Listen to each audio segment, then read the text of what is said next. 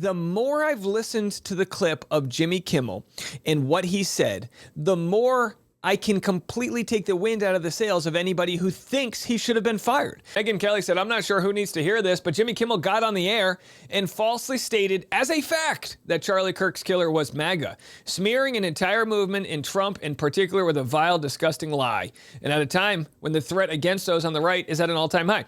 I'm here to say the alleged shooter of Charlie Kirk, we still don't know their political ideology. We don't understand. They seem to be trans-friendly. Does that make them left? I don't think it should.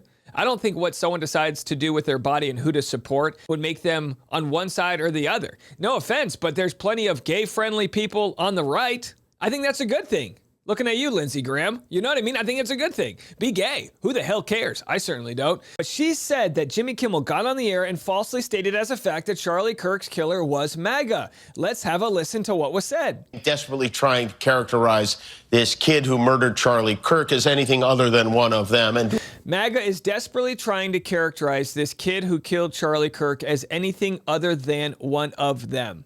Break that down nice and slow. That is not Jimmy Kimmel saying, oh, that MAGA did this, he was MAGA. What he's saying is MAGA, and this is true, from Trump to everyone else pointing fingers, are desperately trying to let people know it's anyone other than them.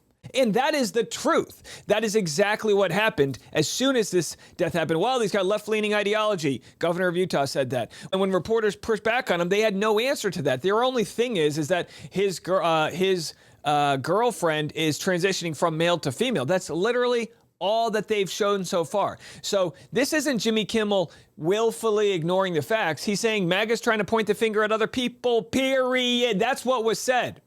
So Megyn Kelly then posts this. She responds to Ed Krasenstein, who says, "This is Perry Sook of Nexstar Media Group. He's responsible for canceling Jimmy Kimmel." And she said, "Oh, we will. We'll tell him how proud we are of him."